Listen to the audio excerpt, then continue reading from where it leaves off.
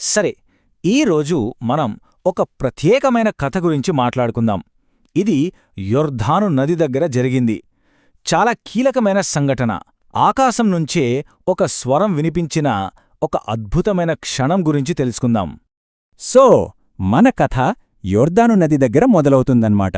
అప్పటికే యేసు పెరిగి పెద్దవాడయ్యారు. ఆయన అక్కడికి ప్రయాణం చేసి వచ్చారు. అయితే ఆ ప్రదేశమంతా జనంతో కిక్కిరిసిపోయింది. అసలు ఎందుకంత రద్దీగా ఉందక్కడ అంటే అక్కడేదో చాలా ముఖ్యమైన విషయం జరుగుతోందన్నమాట. ఆ గుంపంతా ఒక వ్యక్తి చుట్టూ చేరింది. అతను అరణ్యం నుంచి వచ్చాడు. ఒక రకమైన ఆకర్షణీయమైన వ్యక్తిత్వం. ఆయన వైపే అందరి దృష్టి ఉంది.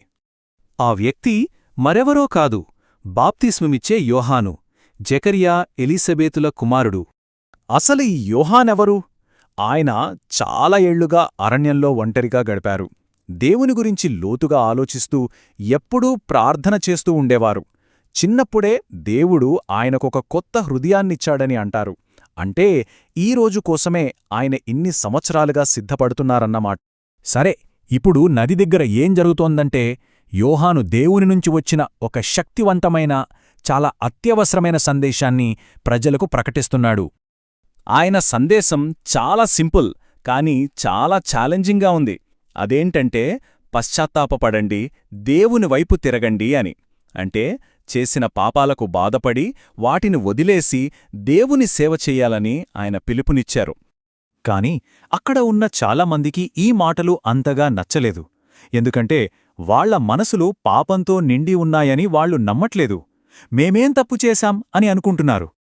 అందుకే యోహాను ఇంకాస్త గట్టిగా మాట్లాడాల్సొచ్చింది. ఆయన ఏమన్నారంటే, మీరు పశ్చాత్తాప పడకపోతే దేవుడు మిమ్మల్ని శిక్షిస్తాడు అని హెచ్చరించారు.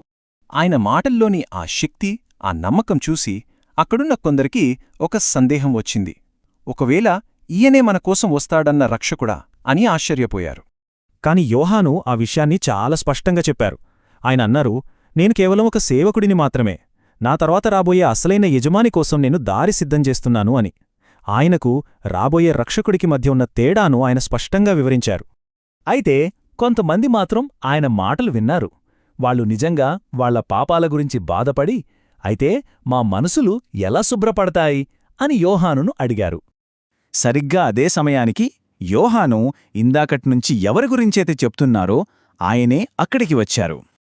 అవును, యేసు అక్కడికి వచ్చారు.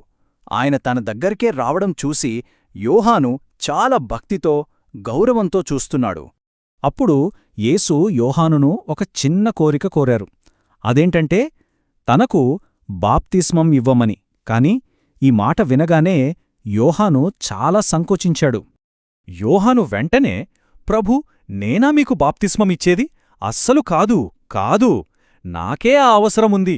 ఎందుకంటే నాది పాపపు హృదయం. మీరే నాకివ్వాలి అని అన్నారు. కాని యేసు పట్టుబట్టారు. ఇది నా తండ్రి చిత్తం, ఇది జరగాల్సిందే అని చెప్పి ఆయనకు భరోసా ఇచ్చారు. సో ఇక ఇద్దరూ నీళ్లలోకి దిగారు. అనుకున్నట్టుగానే యోహాను యేసుకు బాప్తిస్మమిచ్చారు. ఆయన బాప్తిస్మం పొంది పైకి రాగానే ఒక అద్భుతం జరిగింది. ఆకాశం నుంచి ఒక పావురంలాంటి రూపం కిందకు దిగి వచ్చింది. అది మరేదో కాదు, పరిశుద్ధాత్మ. యేసు తన పనిని ప్రారంభించడానికి దేవునిచేత అభిషేకించబడ్డాడు అనడానికి అదొక స్పష్టమైన గుర్తనమాట. అంతేకాదు, అప్పుడు ఆకాశం నుంచి ఒక స్వరం వినిపించింది. అక్కడున్న వాళ్ళందరూ విన్నారు. ఆ స్వరం ఇలా అంది, ఈయనే నా ప్రియకుమారుడు, ఈయనయందు నేను ఆనందిస్తున్నాను అని. ఇది సాక్షాత్తు దేవుని స్వరమే. యేసు నిజంగా తన కుమారుడని అందరికీ నిర్ధారించింది. సరే, ఇదంతా బావుంది. కాని అసలీ బాప్తిజమంటే ఏమిటి? నీళ్లల్లో ఇలా మునగడం నిజంగా దేనికి సంకేతం? దీన్ని అర్థం చేసుకోవడానికి ఒక చిన్న ఉదాహరణ చూద్దాం. మన చేతులు మురికి అయితే వాటిని శుభ్రమైన నీళ్లతో కడుక్కుంటాం కదా.